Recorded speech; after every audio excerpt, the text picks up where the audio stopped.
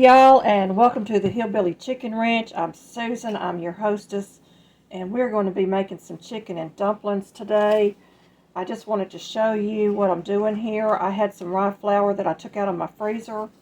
I'm doing a freezer clean out, and I am labeling these with a label that I got at the thrift store. And I used old lids on the top, and I've cleaned them up. I've got an oxygen absorber in each one of these jars. I am out of my half-gallon and gallon jars, so I'm using these. And I bought these real pretty little dessert napkins, and I'm just going to top them to keep the jars clean. It kind of makes them look pretty too in your pantry. And I got out of it was 2.83 pounds of dark rye flour, and I paid $2.52, and I got 4 quart jars of it, and I did tap it down. I did tap it down using one of these, and I would just tap it on that. So because my counter is granite, I don't want to scratch my jar up. So anyway, this is a great way to store your flour. Once you remove it from your freezer, you only have to have it in there for 3 days. This was in there much longer. I think I had it in there for several months. Actually, I think I had forgotten about it. But I'm just tying these labels on with a little bit of gimp cord and topping them off. So they're going to be real pretty on my pantry shelf. And I don't have to worry about dusting them either, and I can just lift that up and see my tag. So that's what I started out doing today. And I've washed eggs. I've got to get them in the cartons and get them refrigerated, and I've got more sweet potatoes down here in my oven. And I started them today. These are the ones that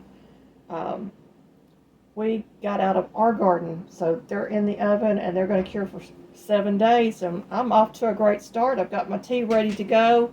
Got to get it in the jug, and I'm going to be in the kitchen all day cooking. Alrighty, we're going to make chicken and dumplings today, and this is Southern style, and there's several ways that you can make your dumplings. You can make big fluffy dumplings if you like it.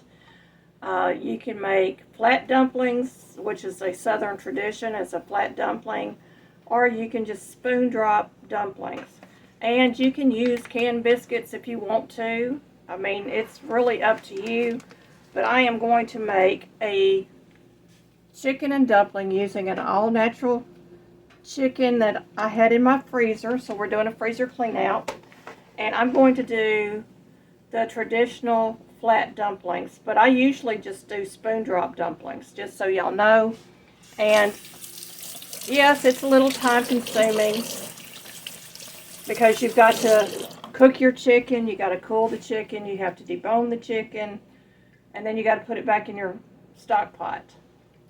And then you're going to make your dumplings. Well, we're going to start by making the dumplings, and then we're going to move on to the chicken in the stock pot. Okay, I'm going to cook out of my Joy of Cooking cookbook, and really and truly this is the best dumpling recipe I have found. The recipe is found on page 202 in this book. I will try to link this in the description box below if you can actually find it online. This particular book was copyrighted, the last copyright date was 1975. So, for dumplings, you would normally use cake flour.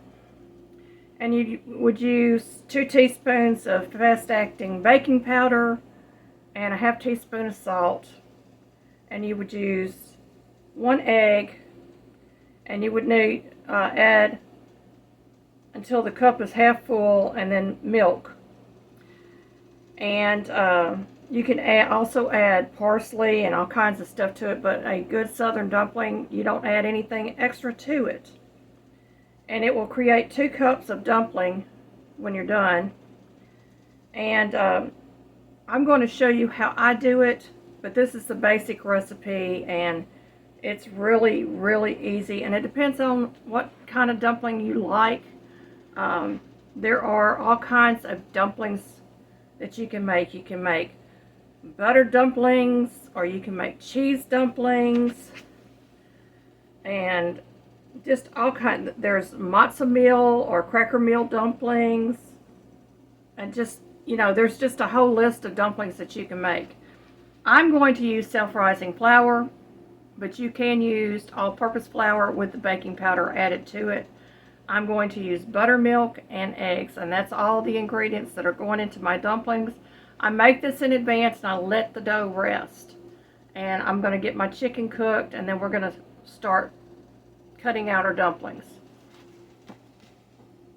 And I will be doubling the recipe because we absolutely love dumplings. You can make as many or as few as you like.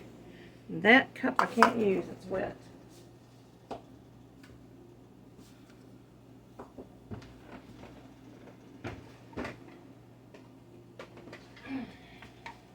I'll use that for my liquid.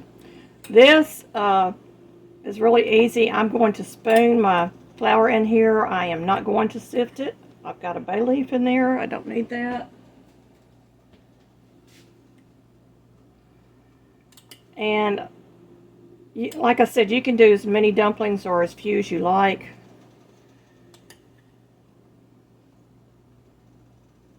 And I've got 1 cup. And the reason I'm using a spoon is because I have my flour in a jar, and it just makes it easier to get it out of the jar. If I had my big flour container over here, I would be just dipping the measuring cup in there. But you want to get 2 cups of flour. 1 cup if you're making a small batch of dumplings. And I am going to go ahead and put the cover back on my jar, and we'll get this out of the way.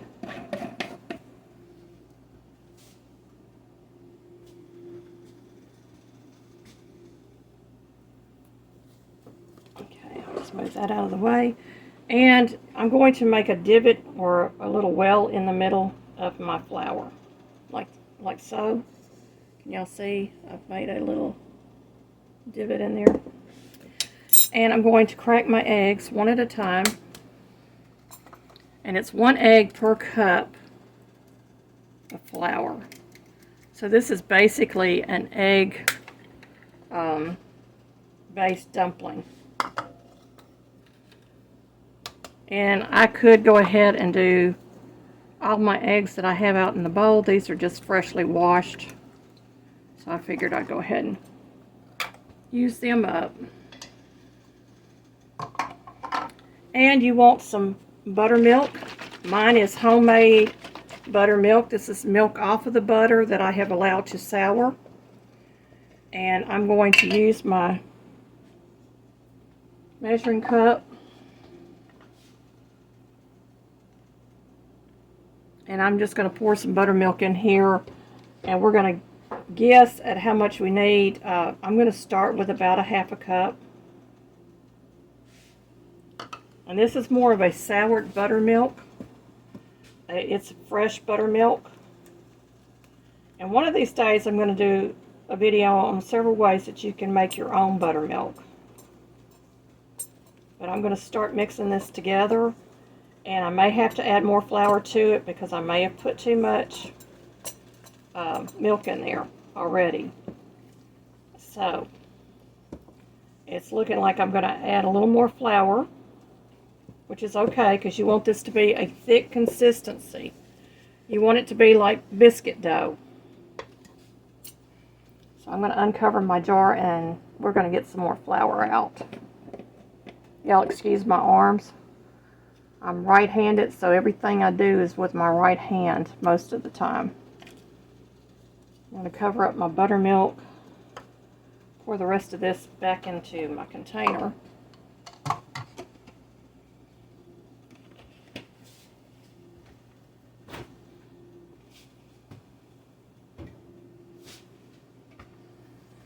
And I'm just going to slowly add in some flour until this is a good consistency. So I'm going to do a couple of tablespoons, heaping tablespoons at a time until I get a nice biscuit dough. And it's almost there. It's almost a stiff dough, but not quite stiff. You don't want a sticky dough. You want it to have some substance to it.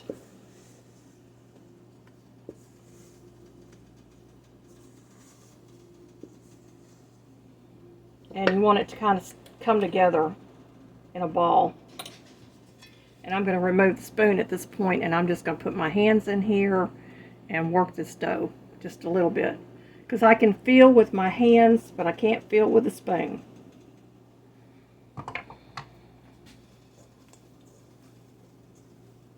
Yeah, this is still a little on the sticky side.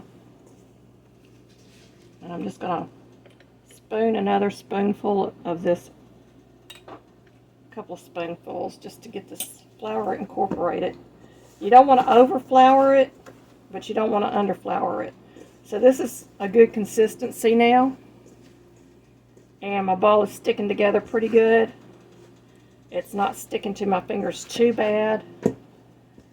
And I'm going to allow this to rest for a few minutes. And then I'm going to cut out my dumplings closer to the time that I'm going to be putting my dumplings into a liquid.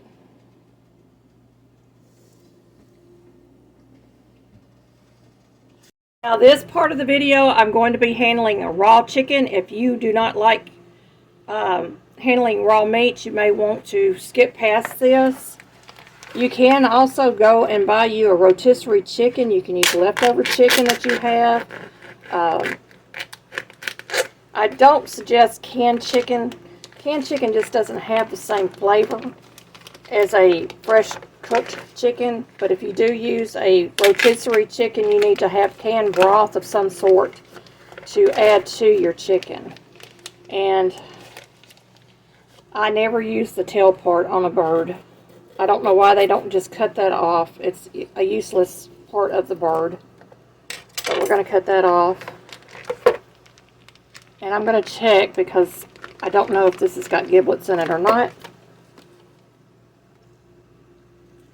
And it doesn't, but I always check inside because a lot of times they don't clean them good.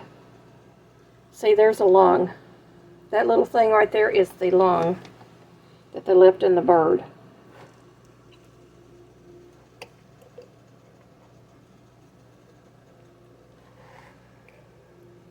So I think I got a little bit of the liver here. That's a little bit of the liver left behind. And I don't want that in my chicken and dumplings. So I'm going to wash this chicken. Now a lot of people don't wash their poultry anymore. Y'all, if you knew how they were raised, you'd be washing them. These chickens are on the ground in the dirt.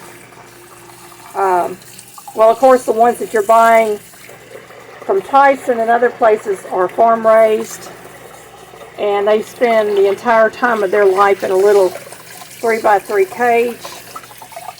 We don't know where this bird's been, so I always wash my meat. And I'm going to drop this in the pot here in just a second. I'll show you how I do that.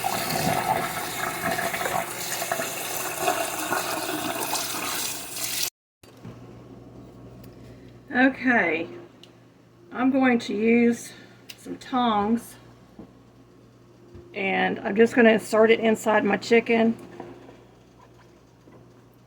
And I'm actually going to set this chicken in here and make sure that it's breast side down. And you want enough water to cover your bird. So you want to make sure that that bird is completely submerged. And I'm going to allow that to cook for 1 hour, boiling that chicken. And that's going to get all that good broth off of the bird, and it's also going to cook your meat completely. Whenever you handle raw meat, make sure that you're washing your hands, your counters, everything that it has been touched by raw meat. When this chicken is done, I will be back. I will show you how to finish this up. Okay, y'all, my chicken is about ready to come out. I flipped it over the last few minutes to make sure the back was good and cooked, because there is nothing worse than handling raw chicken. And I'm going to allow that to cool. And, well, got a wing in here, don't want to come out, y'all. Anyway, I'm going to allow this to cool for a few minutes, but I've got some nice broth here. And I'm going to drop the equivalent of 1 stick of butter. This is Amish butter that I get from the Amish community. And this particular package is 1/2 pound, so I know exactly how much butter I need to put in there. That's what I got left in the package. And I do make my own butter too. I've got some cream in the freezer, so I do make my own butter. But you want to put that in there and allow that to melt with that chicken broth, because that really enriches the flavor. Chicken and dumplings is a comfort food, so you want something that is going to be comforting to you. And it just tastes so much better with the butter in there, I think. Now that's salted butter. If I was not using salted butter, I'd probably put about a teaspoon of salt in there. I'm going to put about 1/2 teaspoon in. And I will taste it and see if I need more salt or not.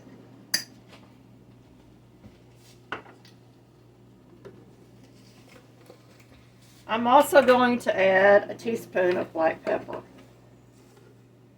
And really this is all the seasoning I put in to my chicken and dumplings. It is very southern. It's a very mild flavored chicken and dumplings, and it is delicious. And you really don't need anything else added to this. And of course, I'm going to add my dumplings. Now, when I lived with my in-laws up in New York State, they made chicken fricassee with dumplings. And that was basically a fried chicken that was then boiled to get all the juice out of it. But they breaded it with cinnamon in the breading before they fried it. And then they put cinnamon in their dumplings. And it was delicious, and it was the big fluffy dumplings.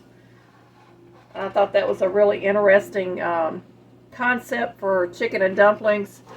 And I cooked it like that for many, many years. My husband now, it's not my first husband, he is not fond of the cinnamon in the chicken and dumplings.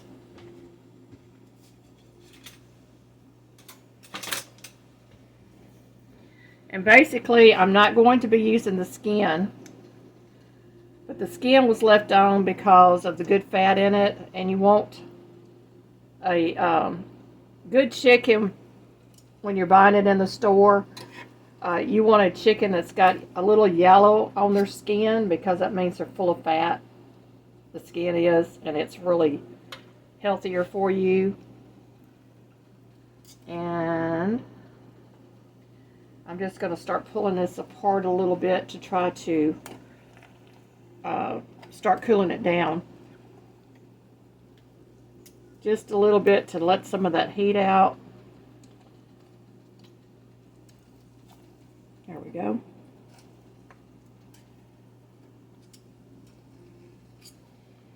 And the legs and the thigh.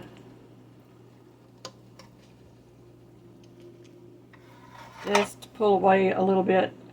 That allows some of that heat to escape. And I can start pulling this chicken off. You want to make sure that you debone this and you're not throwing bones back into the pot. There's nothing worse than getting chicken and dumplings and biting into a bone. And I've been in restaurants where they left the bones in and they said, well, it's homemade. And I said, well, you know, even people that make it at home know to take the bones out. So make sure that your meat's cool enough that you can feel for the bones, because you will have to have your hands in doing that. And yet you notice I'm just using 2 big forks to kind of pull this meat loose, and I will go back and I will take all the meat off the bone. And you can actually boil this again, the bones, and get some bone broth off of it, and you can boil it with the skin and get some more of that fat out. I've done that in the past, but for this we're just going to try to get this chicken, as much meat off of this carcass as I can, because I want to be able to handle the meat. And here is my leg. I'm going to flip this bird. I'm going to try to. There we go. Because I want to get the meat off the back also. So I'm just going to slip my fork through there and pull that skin back so that can cool.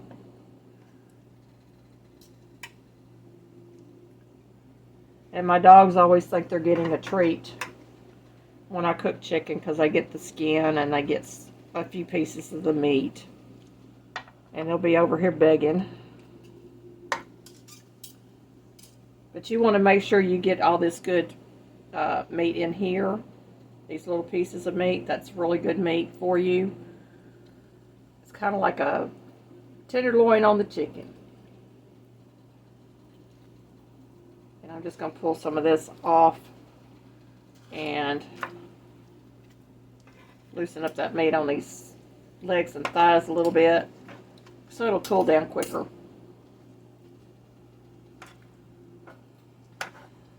And I will debone this chicken off screen, just so you don't have to see me sit here and pick through chicken for an hour or half an hour, however long it takes.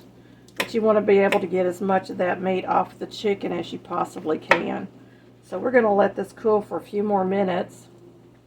But what I will be doing is I will be taking the meat and breaking it up into bite-sized pieces and dropping it back into my pot. Now, I'm not going to be cooking my dumplings in my broth. You can. If you like a really thick chicken and dumplings, you can certainly drop your dumplings into this broth and cook them in there. I am going to be doing it in a separate pot, and either way is fine. It will be delicious, I promise you. This meat is still really, really hot, y'all. But that's what I'm going to be doing. I'm going to be taking it off the bone and dropping it back into the pot and allowing it to come back up to a boil. And when I do my dumplings, I'll show you how I do that here in just a few minutes. Alright, I have prepared my surface with a little bit of parchment. My dough has been resting in the refrigerator cupboard to allow it to incorporate all that goodness from the eggs and everything in there. And it just, to me, makes a better dumpling when you do that. So here's my dough. And you can see I can handle it, and it's not sticking too much to my hands. And I'm just going to set that down on my spot that I prepared.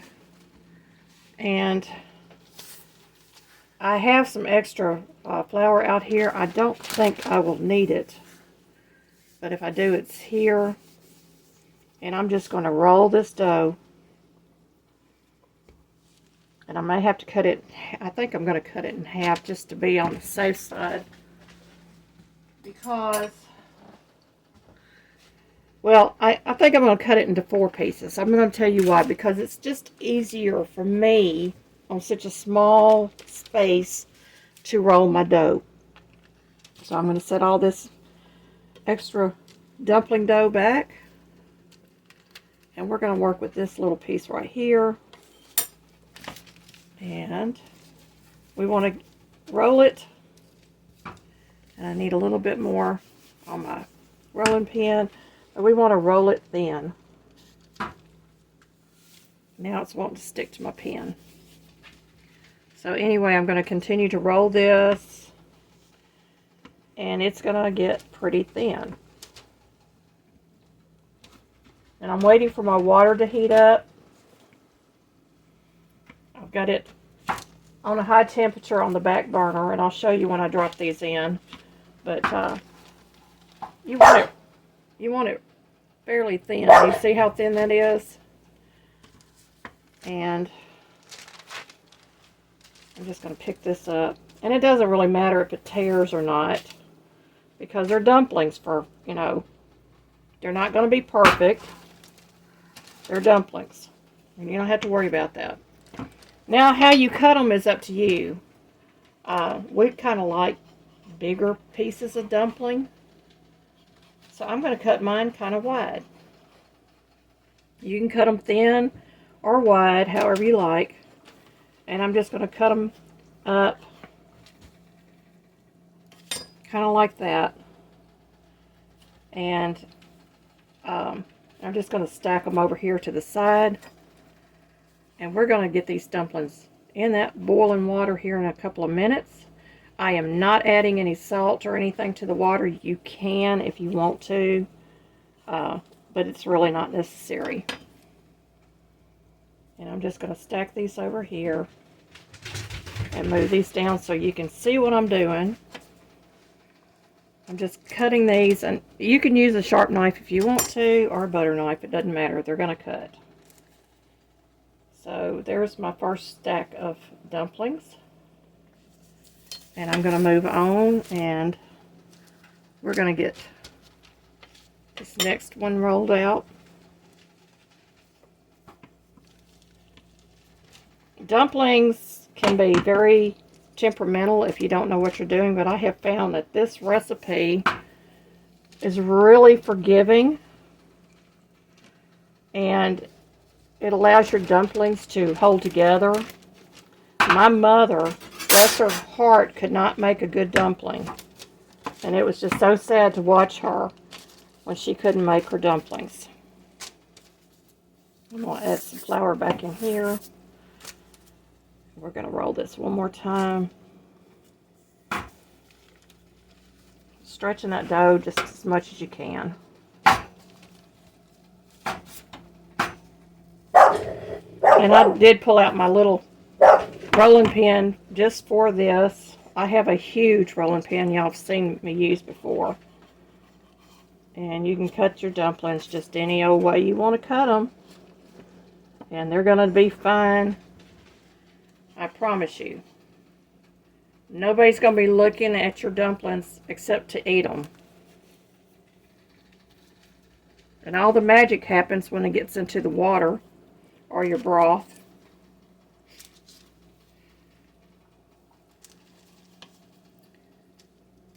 And I've got quite a mound of dumplings going here.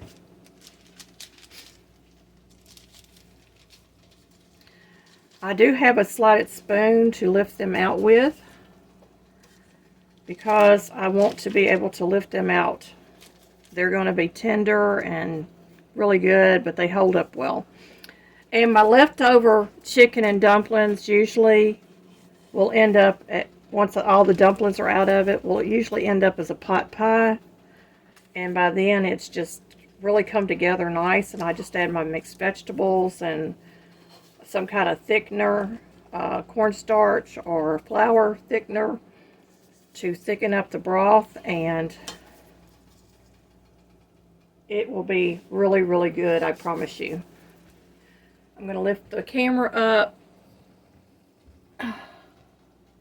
and I'm hoping that you will be able to see the back pot. Okay, y'all pardon my hands. I know they were in the way, but my water is almost boiling. I'm going to go ahead and turn that up. That burner does not get as hot. Matter of fact, It'd probably be better if I did it over here. I'm just going to switch burners. We're going to move that over there. And I'm going to put this on the front burner here so you can see what I'm doing. I'm smart like that every now and then. But once this water comes to a boil, we're going to start dropping our dumplings. Alrighty, y'all, my water is boiling. And I'm just going to drop my dumplings in here one at a time. And they will float to the top. And you don't have to cook them very long. Just a couple of minutes in this pot. Maybe a minute or two. And then you're going to move them over to the other pot. And I do this just because of the flour that's on the outside of my dumplings. But they will be delicious, I promise you. And I'm just going to keep dropping these in. Got another piece stuck in there. There we go. And if I think they're too big, I just tear them in half.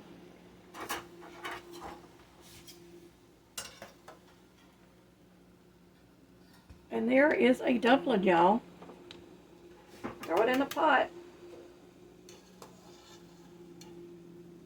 It's really that easy to make good dumplings. Look at those. Aren't they gorgeous? They're going to finish cooking over here. But the main thing is to get them started and get all that flour off of them in your water. If you don't want, you know, a thick broth for your chicken and dumplings. Now if you do, you can just throw them straight into the broth over here. I'm going to turn my burner down just a little bit. And I'm going to continue to drop dumplings.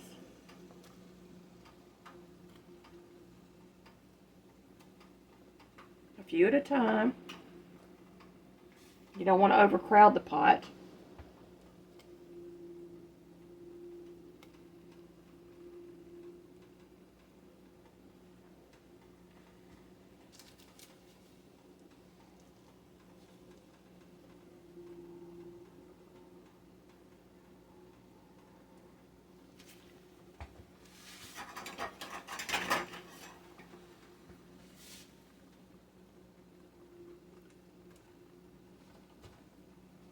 These are beautiful dumplings, y'all.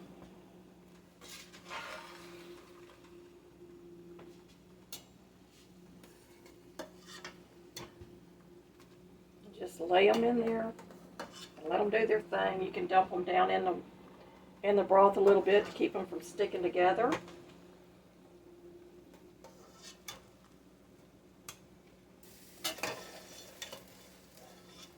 You will have some beautiful chicken and dumplings this way.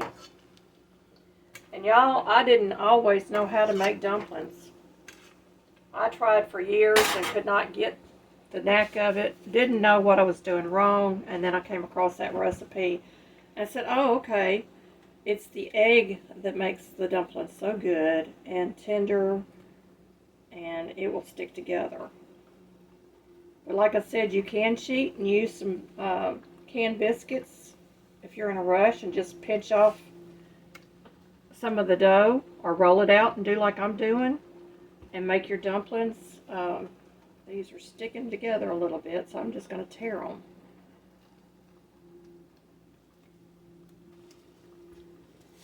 It really doesn't matter because they're going to cook up and each dumpling is going to be individual anyway.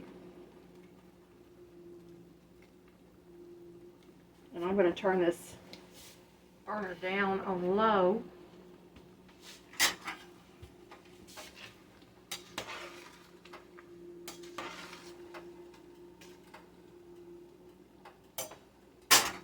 Let these cook up for a minute or two. I'm just going to dunk them a little bit in the water. And when I start seeing them puff up, we transfer them.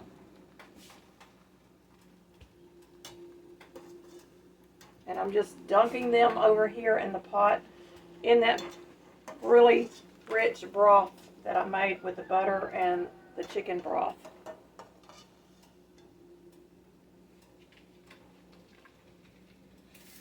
And this is a Southern comfort food, let me tell y'all. You can serve this as a main dish with other vegetables and sides, or you can serve this alone like a soup. Either way, it's going to be delicious. And I'm just going to dunk them one more time, make sure they're all coated in that nice, rich, fatty broth. We're going to continue to drop dumplings. I've got one more piece of dough that I need to roll out.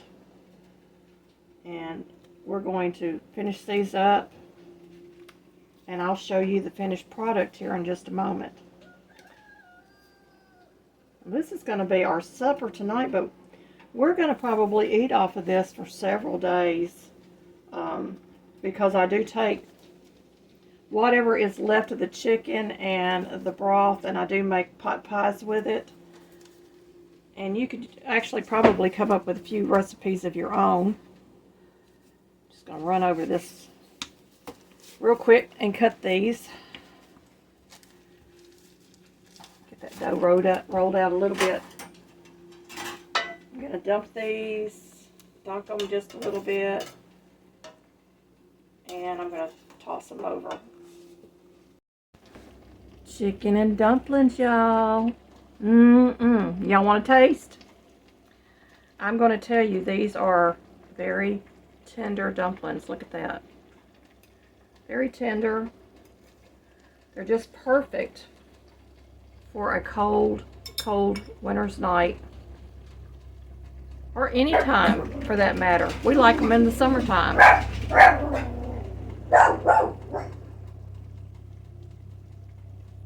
Perfect. And I really didn't have to add any more salt or pepper to this.